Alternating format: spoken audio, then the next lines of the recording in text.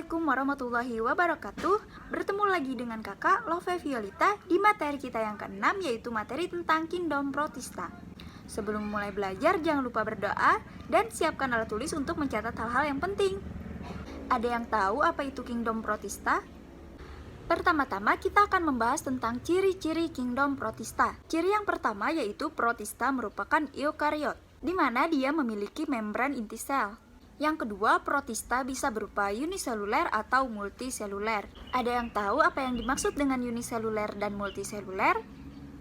Ya, betul. Jadi uniseluler itu bersel tunggal dan multiseluler yaitu bersel banyak. Kemudian untuk habitatnya, protista bisa hidup di perairan, di tempat yang lembab ataupun menjadi parasit. Kemudian selanjutnya ada cara hidup dari protista, yaitu yang pertama adalah fotoautotrop. Itu berarti dia melakukan fotosintesis. Fotosintesis dapat dilakukan oleh protista yang memiliki klorofil. Kemudian yang kedua, cara hidupnya yaitu heterotrop. Heterotrop ini dia dapat berupa saprofit, parasit, dan simbiosis. Kemudian untuk reproduksinya terbagi menjadi dua, yaitu ada vegetatif atau aseksual dan generatif atau seksual.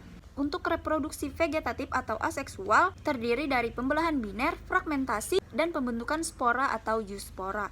Sedangkan dalam reproduksi generatif atau seksual dapat terjadi melalui dua cara, yaitu konjugasi dan peleburan gamet.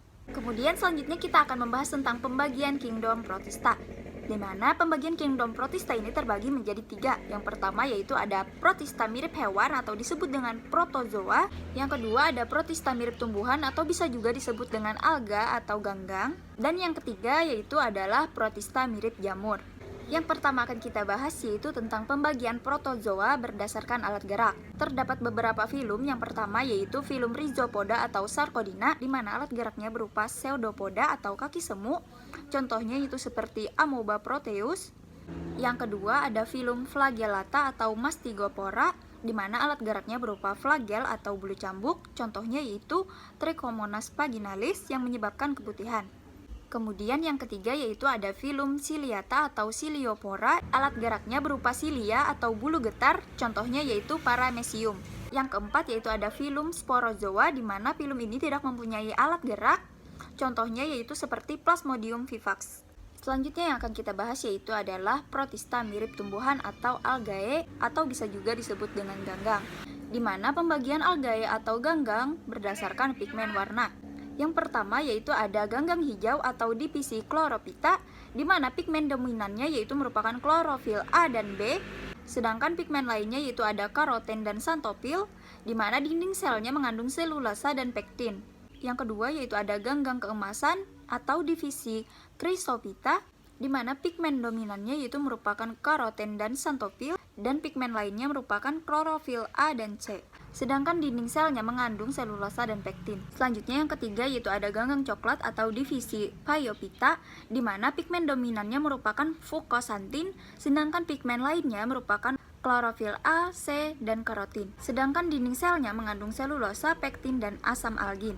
Selanjutnya yang keempat yaitu ada ganggang merah atau divisi Rhodophyta, di mana pigmen dominannya yaitu phycoerythrin, sedangkan pigmen lainnya yaitu mengandung klorofil A dan D, xanthophyll, dan phycocyanin.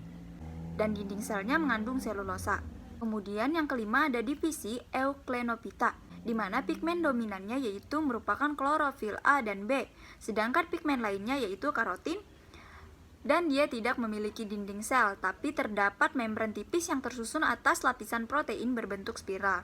Kemudian divisi yang keenam yaitu divisi Bacillariophyta, di mana pigmen dominannya merupakan karoten dan fucoxanthin, sedangkan pigmen lainnya yaitu klorofil A dan C, dan dinding selnya mengandung silika. Kemudian divisi yang ketujuh yaitu divisi Pyrophyta, di mana pigmen dominannya yaitu karoten dan xanthophyll, sedangkan pigmen lainnya yaitu klorofil A dan C, dan dinding selnya mengandung selulosa dan silika.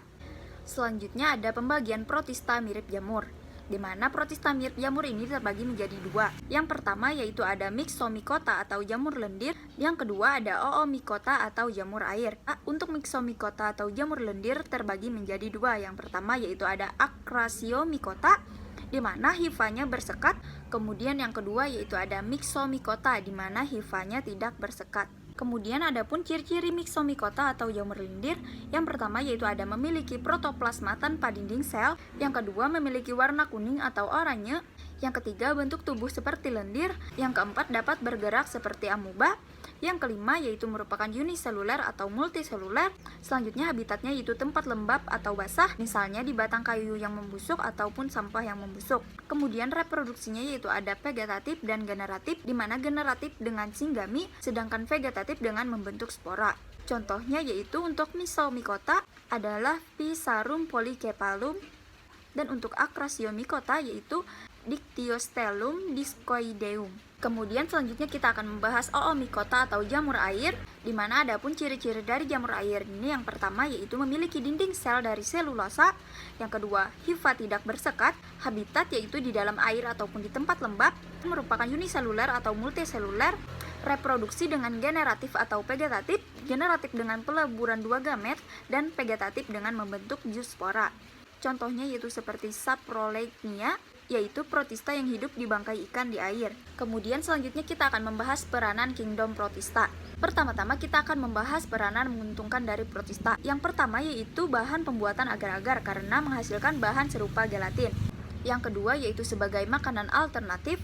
Yang ketiga yaitu sebagai bahan industri, contohnya seperti laminaria, macroscytis, dan aquapilum. Yang keempat yaitu untuk kesehatan, di mana detoksifikasi tubuh dari logam berat dan residu pestisida.